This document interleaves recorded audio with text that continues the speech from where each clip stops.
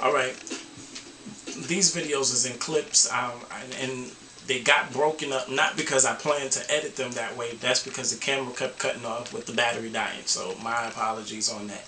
Well, I'm not even sure of where I left off, because I did several things. I went to the store and whatever, and I don't remember where I left off, what I was talking about with my so-called married life.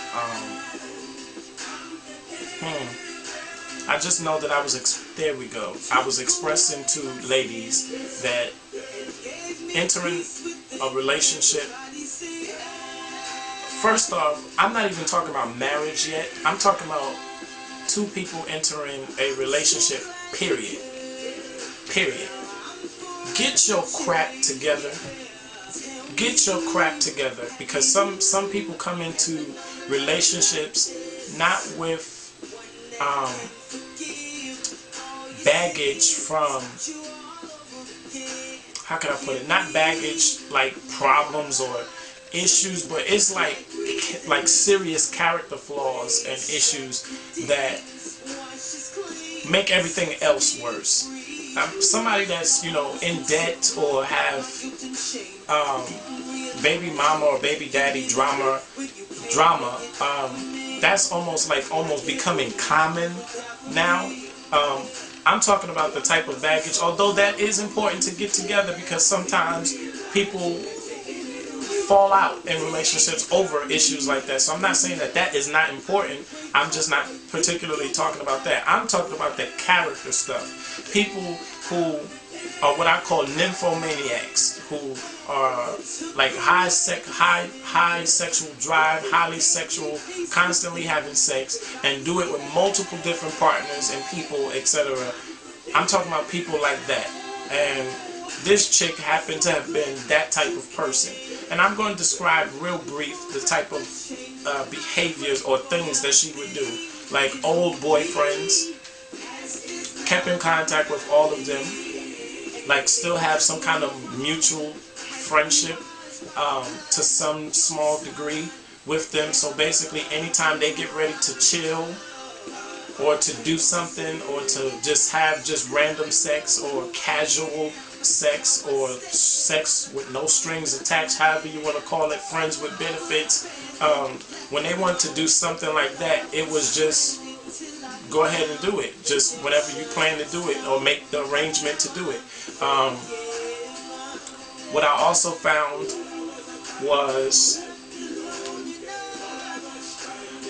not just the old contacts of people, but making new ones.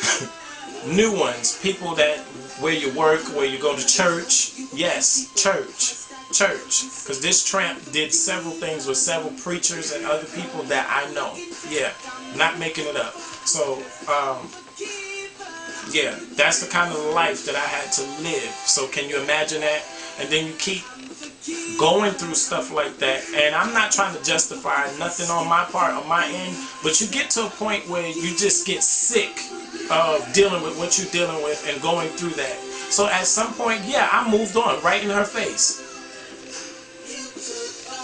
I mean, not trying to justify my part, but I'm just explaining. I'm just telling my part. How the hell you think you're going to sit there and do what you do? And the sick part, this is the sick part to these sick tramps that are out there doing stuff like that. And I'm not women bashing. I'm not calling every woman a tramp. I'm calling the tramps, them tricks that be out there doing, them tricks and trades that be out there doing what she was doing. I'm talking to y'all, somebody that's in that situation that pretend or act like you can't help yourself and don't know no better. I'm talking to them kind of people. In her head, she was not doing nothing. That's the insane part. That's the sick part. That's the part I don't get and I don't understand. And please, if somebody can help me, deliver me, whatever. I just did not get that. That psychotically in their mind, they're not doing nothing. Like whatever that they're doing is, you're not aware. It's like, it's just don't exist. I don't even have words or frames to be able to explain that mentality of how you can even think like that. And I'm a constant liar because I'm the type of person, if I dream something, my dreams are very accurate. I can tell you stuff that you have said about me or whatever, depending what my dream is about. I can tell you stuff like that. And it's not like something I can just do whenever I get ready. It just happens that way. I don't know why.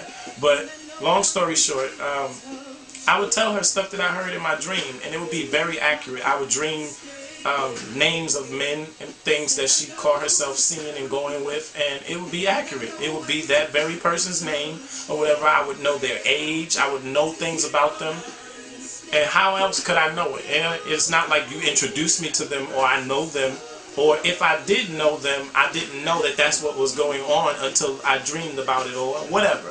So stuff like that would happen to me. And then I'm a warlock, and then I'm some kind of crazy and all this other stuff. And yet you out there tricking and doing all that stuff that you're doing. Mind you, you had very little responsibility in the home.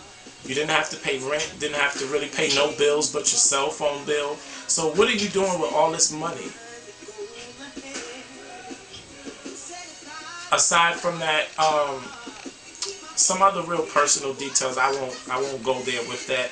But you had ample amount of money in your hands. And I don't see the necessity for you going out there doing what you did with men for money. I don't even see that, because there was no need for any of it, ever, truthfully, at any point. Truthfully. But my advice to women that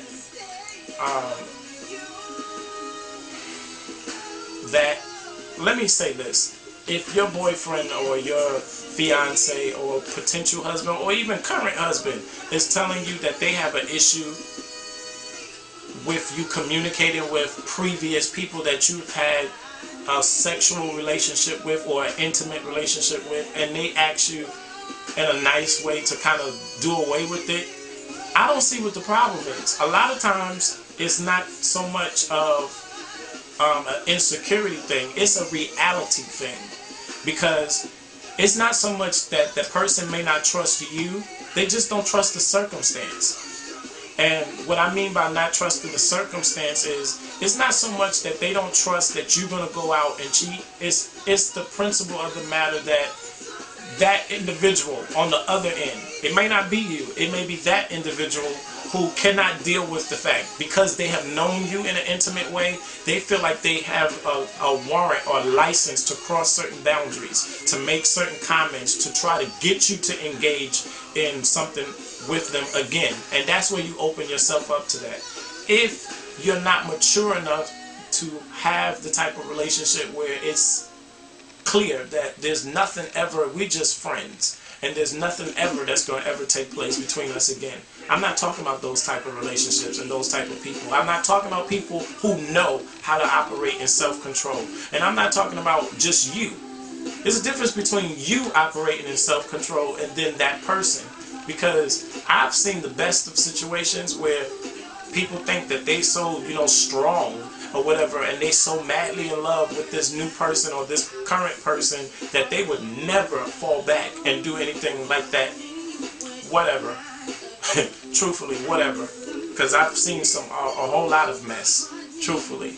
And I find it real strange how when things go wrong, you're so quick to call the old person or whatever. Different things, just games that people play in relationships that it's just completely unhealthy. And if there was anything major that spoiled and brought us to a quick halt and end, it was that. It was that not being able to relinquish your past, not being able to get rid of your past or deal with your past, and not just deal with your past, but deal with your unusual sexual appetite and your fetishes for strange things. Now, I don't know. I know people have all kind of strange fetishes nowadays and into all kind of stuff, but I find it real disgusting for a young lady to engage in oral sex with multiple partners, and you just do that because it's something to do. When did sex become like that type of recreation? It was just something to do. Like, if you ask her, why did she go out and do some of the things? Now, this is after you done been caught in some stuff, and you don't have a choice but to admit what you went and did, and then you turn around and say it was something to do. Something to do. Right, so I'm finished. I'm finished with this particular blog on my so-called married life, and just telling you a piece of stuff that took place. So yeah, that was the issue of the day, that I just wanted to get that out and give some advice to some people. If you're ready to settle down and do what you need to do in a relationship, then get rid of your past. Deal with your past and bring those things to a complete close, both within you and outside of you. You know, if some people, okay, real quick, the Bible says, follow peace with all men if it be possible. So there's some situations where, much as you want to be kind or nice or work this thing out, if possible, that it's not going to end up like that. And if you have people in your life that cannot respect the boundaries that you set, then it's most definitely time to leave the situation alone altogether and stop flirting with something that is potentially dangerous. So, hey, that's all I have for you today. That's all I wanted to say. So, check out my links at the bottom of this video. That's where you'll be able to hit me up. Check me out. Google me. The Michael London Show, Michael London, or hit me up on my website. We are mobile. www.michaellondon.webs.com. Peace. Thanks for watching.